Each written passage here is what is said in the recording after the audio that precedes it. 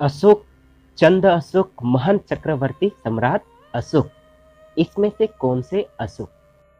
तो दोस्तों आज हम इस वीडियो के माध्यम से सम्राट अशोक एवं अशोक विजयदशमी के बारे में जानने वाले हैं। सम्राट अशोक विश्व प्रसिद्ध एवं शक्तिशाली महान सम्राट थे। उन्होंने अपने पूरे जीवन में एक भी युद्ध नहीं हारे, इसलिए उन्हें चक्रवर्ती सम्राट अशोक कहा जाता है, जिसका अर्थ होता है महान सम्राटों का सम्राट। और ये उपाधि भारत में केवल सम्राट अशोक को ही मिला है। सम्राट अशोक ने आकन भारत पर 37 वर्ष से भी अधिक शासन किया है। सम्राट अशोक के साम्राज्य आज का संपूर्ण भारत, पाकिस्तान, अफगानिस्तान, नेपाल, बांग्लादेश, भूटान, म्यांमार के अधिकांश भूभाग पर था। सम्राट अशोक को अपने विस्तृत साम्राज्य से बेहतर कुशल प्रशासन तथा बौद्ध धर्म के प्रचार के लिए जाना जाता है। सम्राट अशोक ने बौद्ध धर्म का दीक्षा कब ली?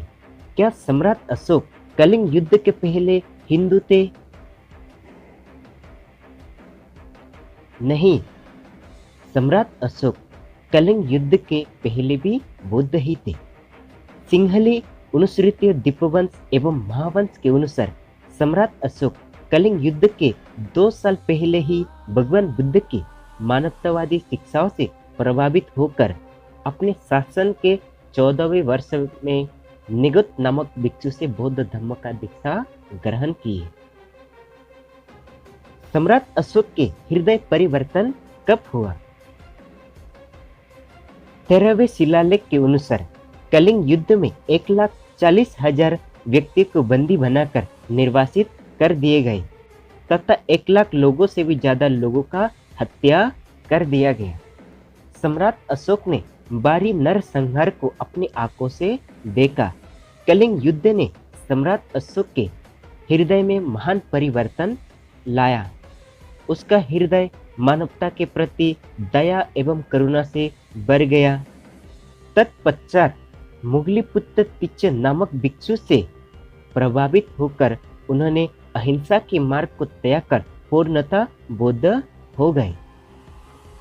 और यह दिन कार्तिक दशमी का दिन था, जिसे धम्म विजय दिवस अर्थात अशोक विजयदशमी के रूप से 10 दिनों तक मनाए गया था। यहाँ से आध्यात्मिक एवं धम्म विजय का युग शुरू हुआ। बौद्ध धम्म स्वीकार करने के बाद सम्राट अशोक ने प्रेम, सहिष्णुता, सत्य, अहिंसा एवं शाकाहारी जीवन प्रणाली के सच्चे समर्थक थे और जन कल्याण के लिए उसने चिकित्सालय, पाठशाला तथा सड़कों आदि का निर्माण कराया। इसलिए उसके नाम इतिहास में महान परोपकारी सम्राट के रूप में दर्ज हो चुका है।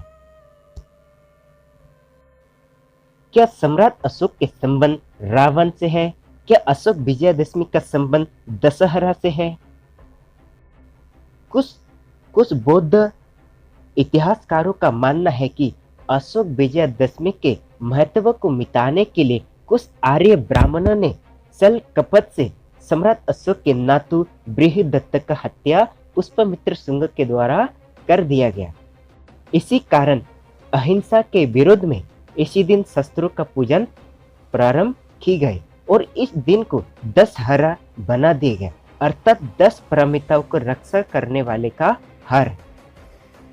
इस दिन असत्य पर सत्य की विजय का संवाद रस कर रावण दहन किया जाता है। लेकिन चंद्रिका प्रसाद जिज्ञासु की पुस्तक रावण एवं उनकी लंका में रावण को 10 परमिताओं का पालन करने वाला सदाचारी एवं न्यायी राजा कहा गया है। रावण ने ब्राह्मणों के युग में निरपराध पशुओं के बलि दिए जाने का विरोध किया था। इसलिए मनगढ़ंत रामायण की रचना करके उसके नायक राजा राम द्वारा रावण के चरित्र हनन किया गया। उसका हत्या को 10 परमिताओं वाला हार गया और इसीलिए दशहरा नाम दिया गया। सम्राट अशोक के महान कार्यों को ध्यान में रखकर एवं अशोक विजयादशमी के महत्व को पुनर्जीवित करने के लिए डॉक्टर बाबा साहब अम्बेडकर के द्वारा धम्म क्रांति के लिए 14 अक्टूबर 1956 नागपुर के दीक्षा भूमि में अशोक विजयादशमी के दिन पर ही बाबा साहब अम्बेडकर के द्वारा 14 अक्टूबर 1956 अशोक विजयादशमी के दिन नागपुर के दीक्षा भूमि में अपने 5 लाख से भी अधिक अनुयायियों के साथ बौद्ध धम्म ग्रहण कर लिए।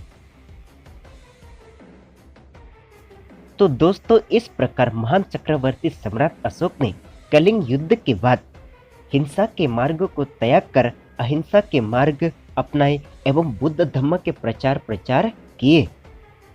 सम्राट अशोक के इस महान परिवर्तन से खुश होकर सम्राट अशोक के जनता इस दिन को 10 दिनों तक मनाने लगे, जिसे आगे जाकर अशोक विजयादशमी के रूप में जाना जाने लगा। तो इसलिए हमारे बौद्ध इतिहास में अशोक विजयादशमी का भी बहुत बड़ा महत्व है। हमारे बौद्ध समाज के लोग अशोक विजयादशमी को धूमधाम से मनाना चाहिए, पर दुख इस बात की है आज बौद्ध समाज अपने गौरवशाली इतिहास एवं सर्वश्रेष्ठ त्योहार को भूलकर अपने हार के रूप में मनाना शुरू कर दिए। बौद्ध समाज को अपने इतिहास जान लेना चाहिए और अपने त्योहारों का पहचान करना आना चाहिए। दोस्तों, यदि आपको भी लगता है हमारे बौद्ध समाज को इस गौरवशाली इतिहास को जान लेना चाहिए, तो इस वीडियो को ज़्यादा से ज़्यादा शेयर करें। यदि आप हमारे चैनल पर नए आए हैं तो हमारे चैनल को सब्सक्राइब करें